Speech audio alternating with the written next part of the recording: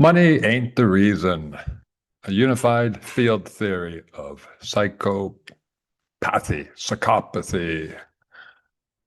This little lecture chapter from the Encyclopedia Comedia recently added was inspired by, well, the fact that many people do say, at least, maybe believe that money is the root of all evil. And good, perhaps. Even good, geez. I think some are in that camp too.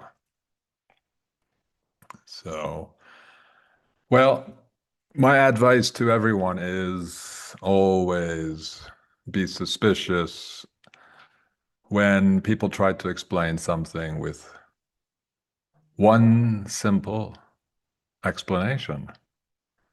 Money, greed for money. It's a kind of monomania. I think a word invented by Herman Melville. Monomania. It's simplistic thinking. There always are multiple, at least two reasons for everything. People can say water is life. Yes and no. No life without sunshine. Probably no life without minerals and dirt, soil. Uh, Einstein famously pursued a unified field theory for physics. Oh, that's quite a joke. Of course, he's a joke. They say he spent 2 decades trying to find a unified formula theory that would combine gravity and electromagnetism. Okay, you try to unify a fiction with a reality, gravity. Well, that's not the topic for today. Today, the topic is psychopathy. How do we understand? How can we understand it? I will read in a moment. Let me share this chapter. It is immediately after the economy comedy, chapter 7, which I think will be in volume 2 of this giant book. With that, I begin. A common misperception is that money or greed for money is the origin of evil and the unified field theory of the economic universe. Is our attraction to money that powerful? Do no deeper forces motivate our actions? Our conscience and sadism, fear of death, war, loneliness, and desire for sex, peace, and love, are these motivators the mere byproducts of our desire for money and our fear of no money?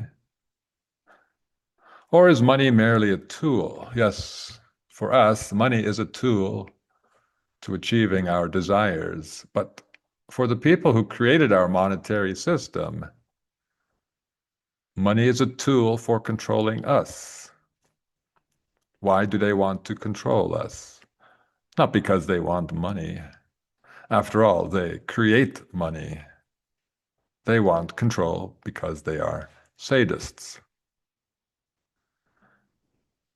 I propose that people who care about people cannot become rich, because if they cared, they would also always be using their money to help poor people become rich too, or at least comfortably middle class. They would not want to profit from wars. They would not pay themselves millions while paying their employees thousands. They would not destroy families by making life too expensive for women to stay home and care for children. But if the men who rule the world are sadists, then yes, It's easy to understand why they are so good at not feeling the suffering they inflict on others, as they generate more profits for themselves. For sadists, sadism isn't sadism, it's joyism. It's a misnomer. Although sadism can help generate profits, greed for money cannot explain the motivations of the ruling class because they are the creators of money. Members of the world-controlling club have no desire for money because they absolutely control it. They print it, fake it, inflate it, or deflate it and distribute it to anyone ready to pay more for it. Yes, interest rates. They have more money than they know what to do with. Money is only a tool with which they suck the life out of us for their pleasure. They don't need billions of us to build their mansions and yachts, cook their meat and pour their champagne. But they do enjoy controlling billions instead of millions. If sadism doesn't explain why cruel and loveless people rise to the top of the economic pyramid, consider the following events and projects that only make sense if they were planned by sadists. Chinese slaves built the useless and unprofitable Great Walls of China, and slaves around the world dug catacombs and necropolises. I've addressed the Great Walls, plural, of China in a previous lecture.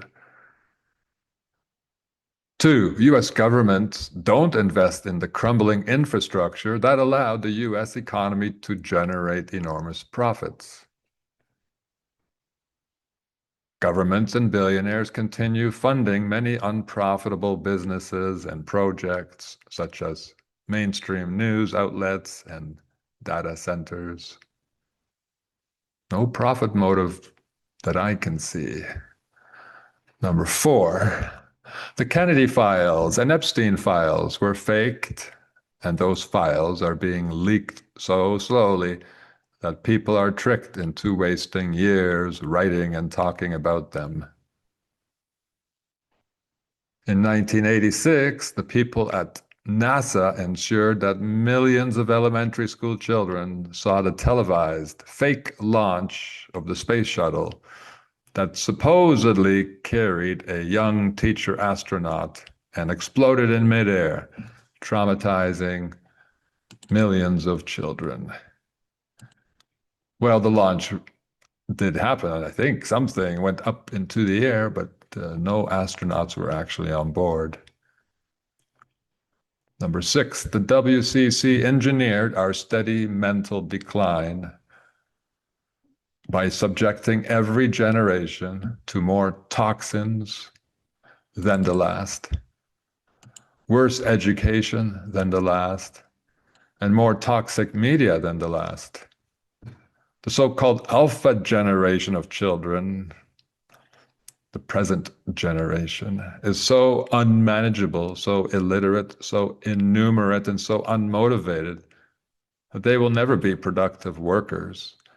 They're so rebellious that they might easily commit serious acts of violence in the future. And we talk about saving the children. From what? Save them from this world. What the media, what technology, what food is doing to them, what vaccines are doing to them. But that's not on the agenda of these two organizations. This is a little interlude. I love paintings. On the left, we have Domenichino. They're not even sure who is the artist, the painter. It's titled Assumption of Mary Magdalene into Heaven. And on the right, we have a young Apollo with a nice wreath of A laurel wreath, yes. I'll comment on that later. The former painting with Mary Magdalene features decapitated baby heads flying away. The Save the Children logo features a blood-red child with decapitated head. The UNICEF logo features a child and mother surrounded by a laurel wreath. Very, they say, very Roman. The laurel wreath is a garnish for cannibals. Laurel wreath, laurel leaves are quite good garnish, good for adding flavor in the pot in the oven. And here we have Apollo, so-called Apollo, how do you identify Apollo? Oh, just because his head is shining and he's got a piece of cloth, tunic maybe over one shoulder, and he looks a European. No, it's just a boy, just like, so many. Is this Mary Magdalene? Please, it's just a woman. The laurel wreath is a garnish for the young boy is not really Apollo, he's a sacrificial child meat. After all, polo is Spanish, pronounced pollo, and means chicken. Apoyo. Also, please note that flying behind Mary Magdalene is a woman holding a cat of 9 tails. There you go. Isn't that nice? Yeah, let's fly with the decapitated babies and some intact babies and wield a cat of 9 tails. Not sure what this piece of clothing is for,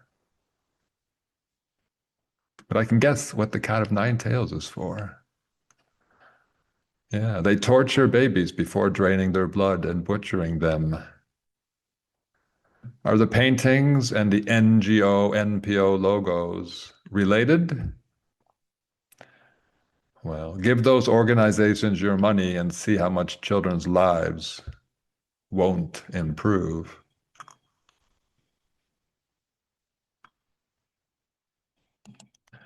Seventh example of something that can't be explained with greed for money as the motive. The WCC is managing a global decline in wages and health. Maybe I should say living standards and health. For the first few decades, that was very profitable for the health industry. However, peak prosperity and peak human energy already arrived. The majority are now unable to pay for mounting medical expenses. Thus, both productivity and profits decline. In 2013, the WCC disappeared. Malaysian Flight 370, whose number reduces to 20 or XX, the sign of the double crossers. It had 227 passengers. 227 reduces to 11. Did it even happen? Well, I suppose I suppose you could argue that this was done to generate more views for the mainstream news outlets. But it didn't help what's it called? The airline industry, did it? Or would it? So maybe the losses, economic losses, will be greater than economic gains. 9, even our language is coated with mockery and sadistic themes. Painting is pain-ting. Suffrage leads to suffering. Mourning is the time of mourning. Stocks are also the medieval stocks that punished criminals. People are peepholes. Wakes are funerals. And funerals are fun. You see how sadism is encrypted into our language, and mockery. It's a form of sadism. Number 10, the WCC sacrifices babies for adrenochrome, and billions of people worship gods, not for money, but for the illusion of immortality. And that is an important topic, because it's part of the reason for psychopathy. Psychopathy is not only explained by sadism, desire for torturing, cruelty. No, there's also fear of death, even among the psychopaths. Lastly, or firstly, can greed for money explain the good and bad acts humans committed before money existed? Obviously not. Our forest-dwelling ancestors mostly lived in peace and contentment without money. In a time before money, greed for money could not motivate people to start civilization. So what motivated the creation of civilization? I propose two motives: boredom and fear of mortality. I don't think the old days were very exciting. Maybe now they are too exciting, painfully so.